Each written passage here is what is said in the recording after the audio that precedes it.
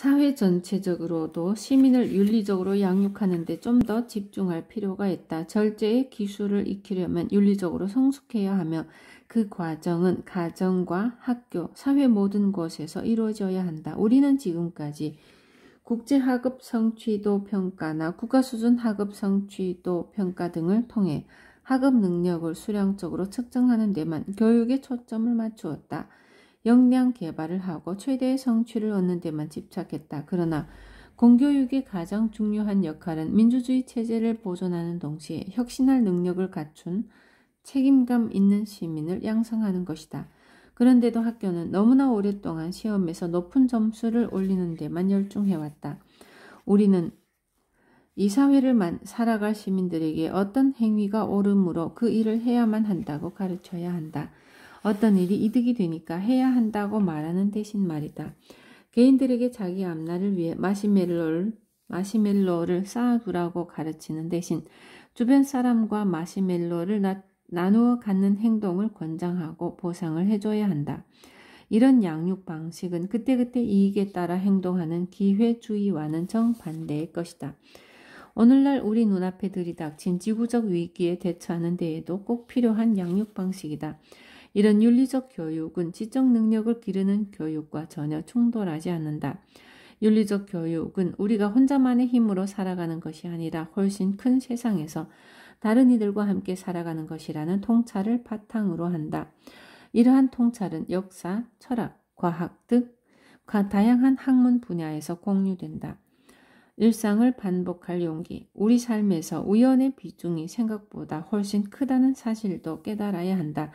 모든 이가 자기 운명의 주인이며 마음만 먹으면 내가 원하는 것은 언제든 전부 다 할 수 있다고 생각하는 것은 문제가 있다. 이런 생각은 결코 만족을 모를 자기 개발과 최대 성과의 철학을 바탕으로 한다. 그리고 결과가 틀어지면 그 책임을 전부 다 개인에게 돌리는 방향으로 이어진다. 최근 들어 개인이 딱히 좌우할 수 없는 다양한 문제, 이를테면 실업이나 빈곤, 질병, 이런저런 사회 문제에 대한 책임을 모조리 개인에게 떠넘기는 경향이 두드러지고 있다. 예컨대 취업이 어려운 것은 노력이 부족하거나 눈높이가 지나치게 높은 게 잘못이라는 식이다. 사실 그런 문제의 가장 큰 책임은 개인이 아니라 정치제도나 사회의 구조적 문제에 있는데도 말이다. 그 누구도 자기 운명을 전적으로 홀로 책임지지 않는다. 이렇게 생각할수록 우리는 서로 더 많이 연대하게 된다. 그런 관점을 토대로 사회제도를 고안하고 일상을 꾸릴수록 부유층 역시 기꺼이 덜 가지려는 마음을 갖게 될 것이다. 그들 역시 뜻하지 않은 운명이나 질병의 희생자가 되었을 때 언제든 사회로부터 도움을 받을 테니 말이다. 절제의 기술을 배우는 일은 단지 공허한 금욕주의를 연습하는 것이 아니다. 우리가 모두 충분히 행복과 여유를 누릴 수 있는 사회를 만드는 일이다. 내가 사는 덴마크는 상당히 평등을 중시한다. 동시에 무척 행복한 사회이기도 하다.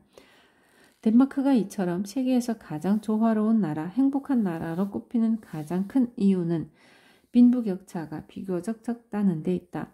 평등은 그 자체로 목적은 아니지만 불평등으로 촉발되는 다양한 문제가 있다는 사실은 어제 오늘 일이 아니다. 조금 추상적으로 말하면 순환적 시간관에 대한 성찰도 필요하다.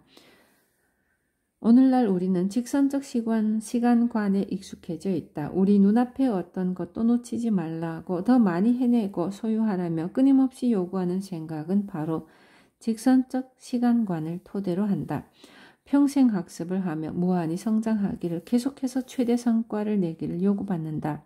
올해보다 내년에 더 많은 성과를 내야 한다. 마치 무한 성장이라는 쳇바퀴에 갇혀 있는 것처럼 말이다. 그 결과는 오늘날 사람들에게 만연한 스트레스와 우울증, 불안에 대한 통계가 잘 보여준다. 과거에 우리는 삶이 개인적일 뿐 아니라 더 넓은 세상과도 긴밀하게 연결되어 있다는 것을 알고 있었다. 개인의 의지나 능력과 상관없이 상황에 따라 좋을 때도 있고 나쁠 때도 있다고 생각했다. 전도서의 한 구절처럼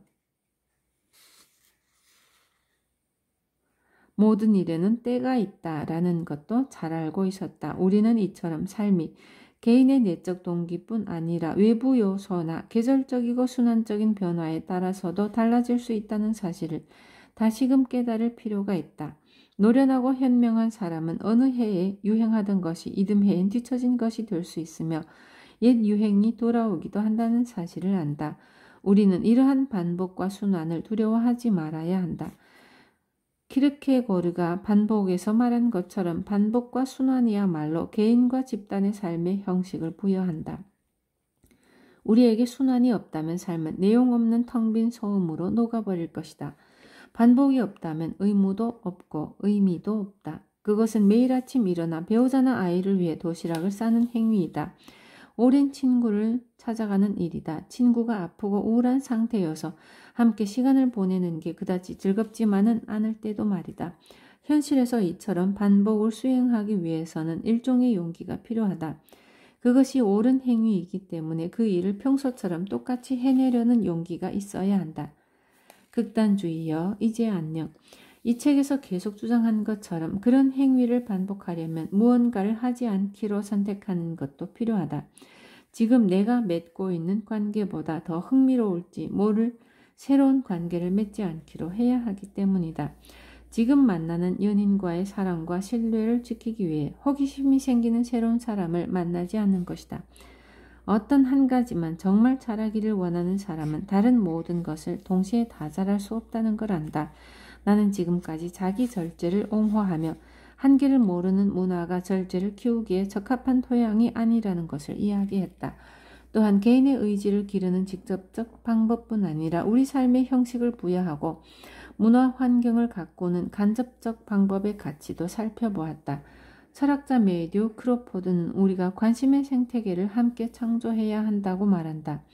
우리 정신을 분산시키는 오락거리와 끝없는 자기개발 문화가 창조해낸 그 누구도 결코 채울 수 없는 욕망의 쳇바퀴에서 탈출하기를 원한다면 말이다.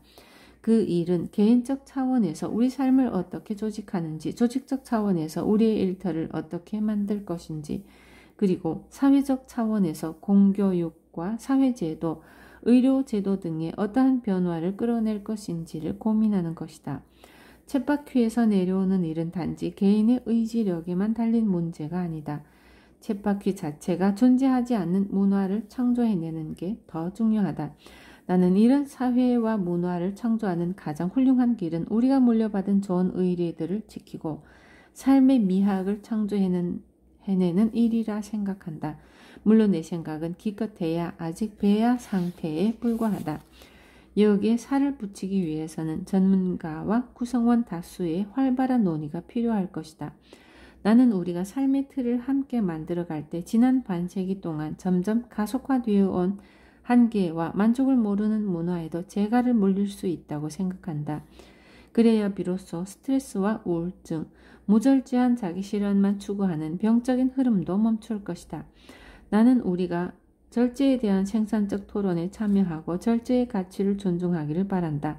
이 책을 다양한 형태의 극단주의에 대한 균형추로 삼아주었으면 좋겠다. 만약 독자들이 이 책에 대한 감상을 극한으로 절제되었다라고 말해준다면 더 바랄 것이 없겠다.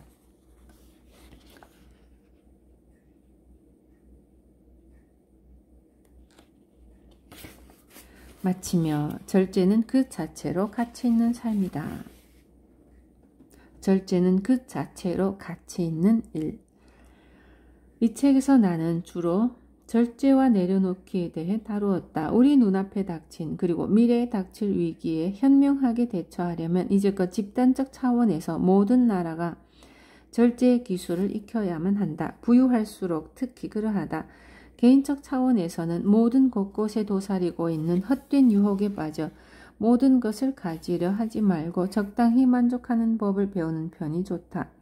이러한 절제는 우리의 삶을 의미 있고 행복하게 만들어주지만 사실 그 자체로 가치 있는 일이기도 하다. 이 책은 채우는 것이 아니라 비우는 데서, 탐욕이 아니라 결핍에서 의미를 창조한다. 어쩌면 조금 구식처럼 보이는 삶의 방식을 열정적으로 옹호하기도 한다. 전작인 스탠드펌과 철학이 필요한 순간보다 정치적인 메시지가 더 많기는 하지만 요즘 사람들이 점점 더 많은 관심을 기울이고 있는 근본적이고 윤리적인 주제도 다루었다. 나는 스탠드펌에서 자기개발 중독을 비판했고 철학이 필요한 순간에서는 우리가 삶의 토대로 삼을 만한 근본적이고 윤리적인 관점들을 찾아내려 했었다. 이 책에서는 이런 가치들을 통해 우리 삶을 어떻게 살아갈지에 대한 고민을 담았다. 이 책은 내가 쓴 전작의 메시지와 말 그대로 함께 간다. 우리가 어떤 하나의 가치를 굳게 지키고 그 위에 바로 서 있으려면 다른 것들은 내려놓을 수밖에 없다. 하나의 가치를 위해 다른 많은 것을 내려놓는 일이 쉽지는 않겠지만 그건 실존적으로, 윤리적으로, 그리고 심리적으로 우리가 행복한 삶을 꾸려가기 위해 꼭 필요한 일이다. 이 책을 쓰는 내내 도움을 준 편집자 아네 바인코프에게 감사를 전한다.